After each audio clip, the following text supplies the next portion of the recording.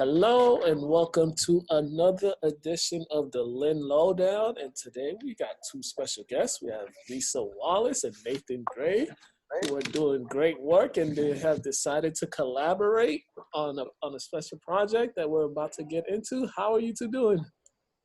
Good. How are you? I'm great. I'm great. I'm great. I'm great. I'm great.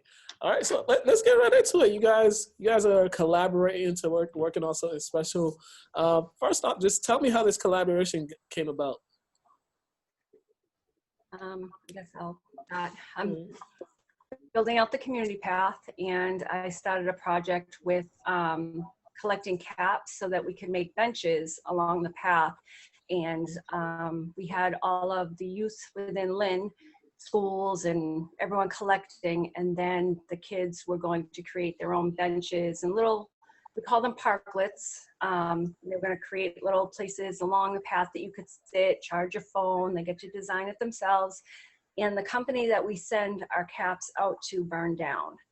So I'm stuck with 3 to 4 huge bulk bags of caps and nothing to do with them. I don't have the ability to do anything. And I found out that Nathan knows how to do stuff with plastics, and he's into collecting these things called eco bricks. Mm-hmm. So with all the stuff we have to do along the path, it just made sense. So I reached out and said, hey, you want to do something together? Yeah, definitely. Nathan, what got you, what was your interest? Why did you get involved in, what got you into helping Lisa? Yeah, I'm really interested in working within my hometown of Lynn, where I grew up and was raised. And the idea of the path has really sparked my interest. I think they're doing a great job bringing the community together, their ideas, what they want to do with the space, and different designs and different collaborations throughout the city. So I was eager to be involved. Can you both just talk about this eco-friendly, movement that you two are kind of doing? It's happening all around, around the nations, and more people are trying to save the environment, to say the least. And you two are doing your part. Can you guys just talk about that? Two folks from Lynn are doing their part to help, keep Lynn safe, keep Lynn healthy and clean. Sure, yeah, I'll jump in there. The idea with the plastic seems like the forefront of all of the environmentally centered project and program. I think that just the physical, in-your-face need to and it's really starting to show everywhere you look. There's plastic waste. It's kind of one of the biggest crises that we're facing environmentally, I think. And something where I can help with my construction background to help to focus on the different building materials, and it's just a big drive within the community too, and that always helps out. And Lisa, how happy are you just to see how everything has been progressing for the past couple of years with with the movement that you're doing and the things that you're working on? Just how happy are you with the progress that you've made these past couple of years? Of course, it's exciting. The whole idea of the path is one that was way before me, where it was supposed to be a bike path, but it was really hard to get that implemented here in the city of Lynn, because it goes right through people's backyards somewhat, and we're getting to the point where we're really into bike riding, but we are actually seeing more people walking. We have a lot of larger families. Most of our families have more than 2 to 3 kids, so the path has really become a place where people are starting to use open spaces differently. So the biggest thing was finding how to bring the resources that we have in Lynn and incorporate them into our more isolated neighborhoods.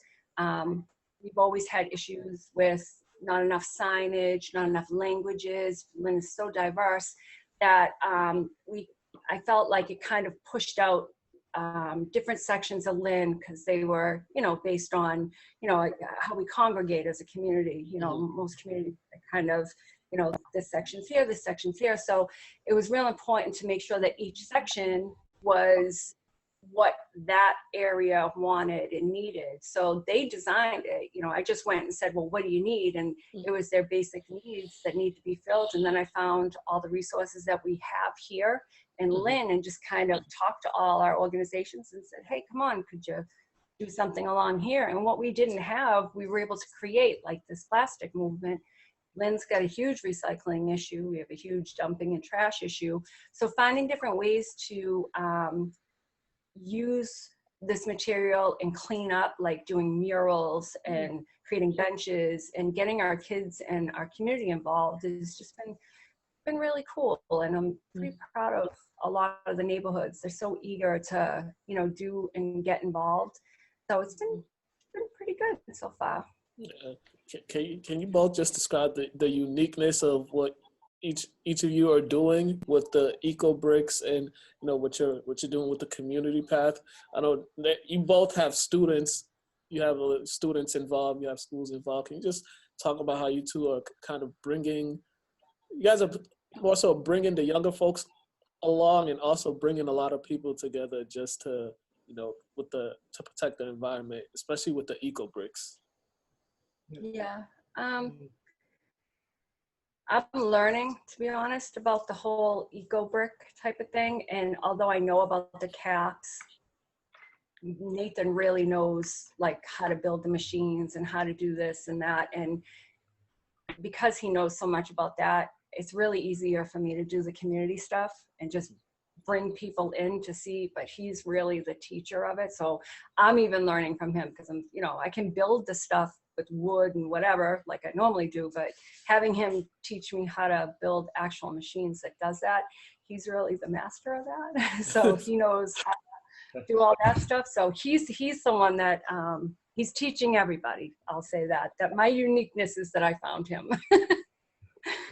Appreciate that. I think one of the big projects that we're working on together is a classroom, and going to utilize a modular structure. So within my nonprofit, we focus on affordable, sustainable, and innovative housing and structures. So having a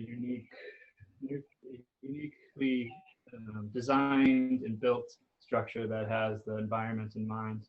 We're going to use this structure to be able to use as a classroom, and bring the two different groups of students together, be able to teach them not only about the building practices that we're using, but also about how they can further sustain the environment and even improve upon it, utilizing things like solar and solar thermal, green building products, incorporating the whole environmental and innovative building into a classroom.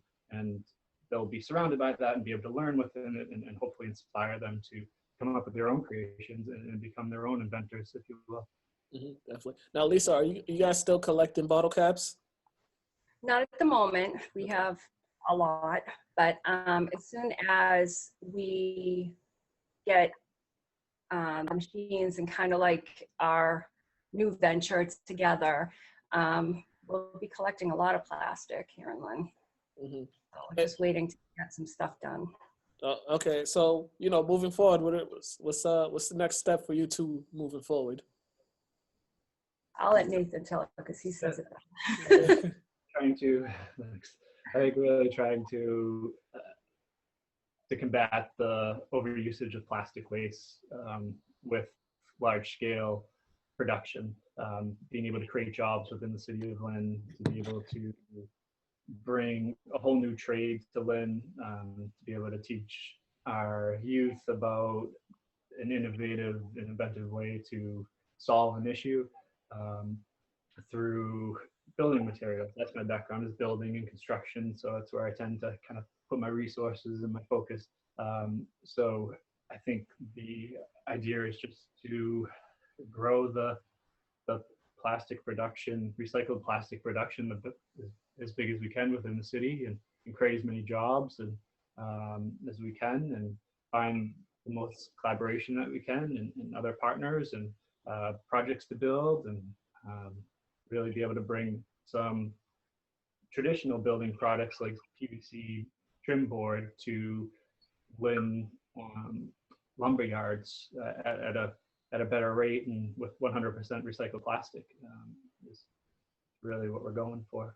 All right, definitely. All right, and just got a couple minutes left. And before we get out of here, please plug in social media's website if they want to donate, if they want to help, if they want to volunteer. Just let them know where they can go for each of you guys' organization. So you can go to Facebook, the Community Path Coalition, or our website is cplcoalition.org. And for our website is www.housefactory.us, housefactory.us, and you can also find us on Facebook, House Factory US and Home Factory US. All right. Thank you two for coming along to chat and give us an update on the works. You guys continue to do great work, and we'll definitely be talking soon, and we'll probably be out getting footage of some of the stuff you guys will be doing in the future. So thank you all for coming along. Thank you for having me. Thank you. You guys have been watching the Lynn Lowdown. I'm your host, Mukala Kabamba. Have a great day.